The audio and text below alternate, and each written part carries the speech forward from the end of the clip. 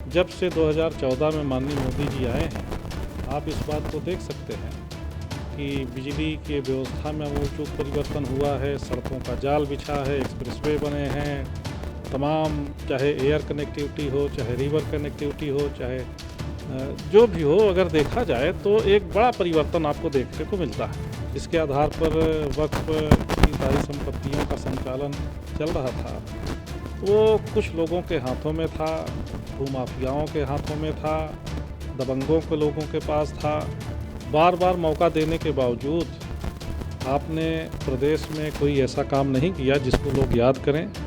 आपने पूरे प्रदेश को गुंडागर्दी में झोंक दिया, अराजकता में झोंक दिया, माफियागिरी में झोंक दिया।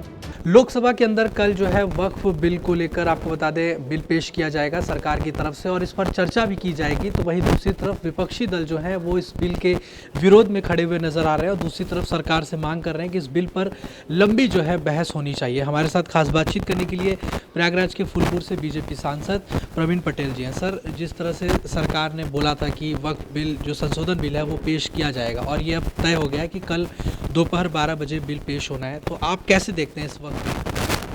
देखिए, ये बिल जेपीसी में गया था और जेपीसी में बहुत विस्तार से इस पर चर्चा हुई।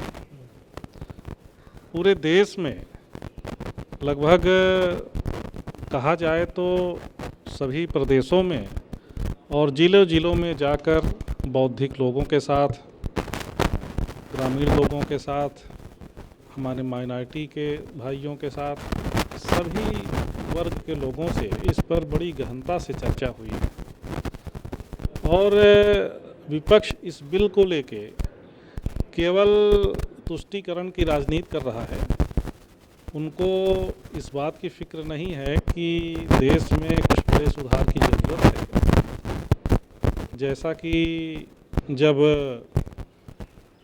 हमारी मुस्लिम बहनों के लिए 3 तलाक का मसला आया था तो तमाम लोग इस बात को लेके लोगों को गुमराह कर रहे थे, लेकिन अगर आज देखा जाए तो हमारी जो मुस्लिम बहनें हैं वह उसका स्वागत भी कर रही हैं, उसका उनको लाभ भी मिल रहा है। और ये वक्फ बिल भी निश्चित रूप से हम इस बात को कहना चाहते हैं कि इन जो पहले इनका मसौदा था जिसके आधार पर वक्फ की सारी संपत्तियों का संचालन चल रहा था, वो कुछ लोगों के हाथों में था, भूमाफियाओं के हाथों में था, दबंगों के लोगों के पास था। जो आम आदमी है माइनॉरिटी का, उसको इसका कोई लाभ नहीं मिल रहा था। अगर कहा जाए ऐसे लोगों से कि भाई वक्फ की जो प्रॉपर्टियां हैं उसका कितना लाभ हमारे माइनॉरिटी के लोगों को मिला, तो वह आज भी बताने में उनके पास कोई ऐसा उत्तर नहीं है। तो निश्चित रूप से जैसा कि आप जानते हैं कि देश के प्रधानमंत्री जी इस देश को विकसित देश बनाना चाहते हैं और ये विकसित देश केवल इंफ्रास्ट्रक्चर से ही नहीं बनेगा। बहुत सारे ऐसे कानून हैं, बहुत सारे ऐसे नियम हैं जो समय के साथ पुराने हो चुके हैं, उसको नया करने की ज़रूरत है, उसमें सुधार करने की ज़रूरत है, आज के समय के साथ उसको लेके चलने की ज़रूरत है। तो इन सब चीज़ों को देखते हुए जेपीसी में बहुत गहनता से विचार विमर्श के बाद, सभी राज्यों में विचार विमर्श के बाद कल लोकसभा में यह बिल आने वाला है और हमको इस बात का गर्व भी है कि निश्चित रूप से ऐसे बिल को समर्थन करने का हम लोग को एक अवसर मिलेगा।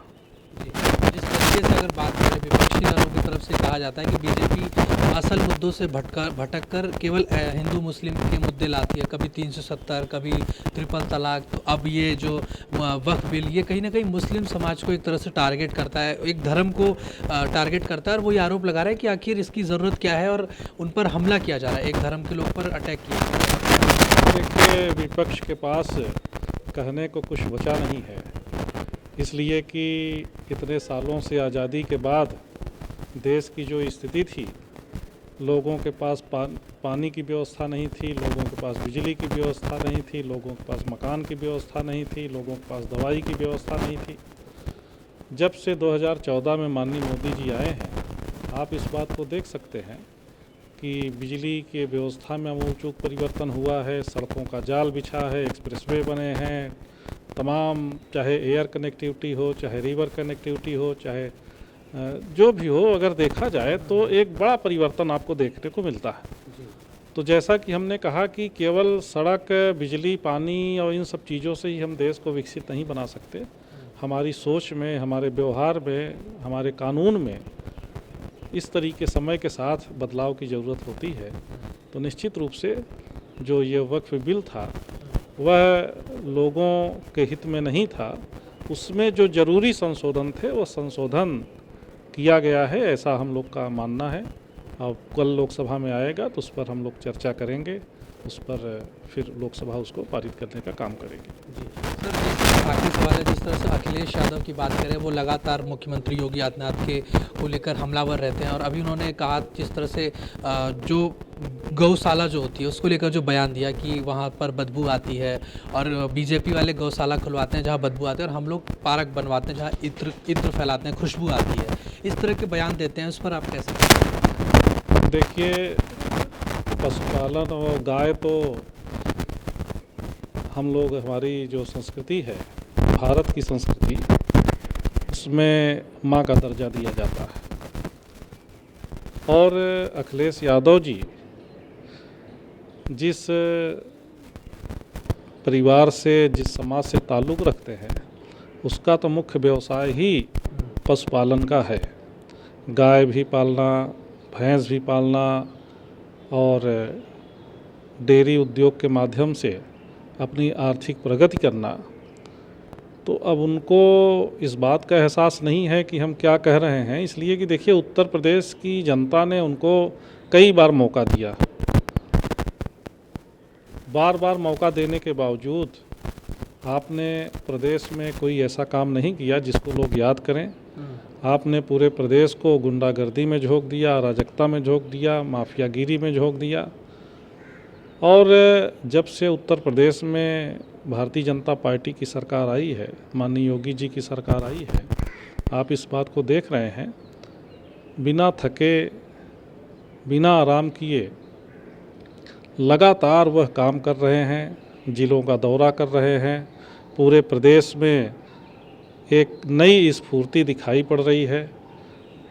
पहले जो उत्तर प्रदेश को बीमारू राज्य कहा जाता था, उत्तर प्रदेश को इस बात को कहा जाता था कि भाई उत्तर प्रदेश में तो उद्योग नहीं लग सकते, वहाँ पर रोज़गार की कोई संभावना नहीं है। उत्तर प्रदेश एकदम बीमारू राज्य है। आज उत्तर प्रदेश एक विकास का मॉडल बनकर तैयार हुआ है।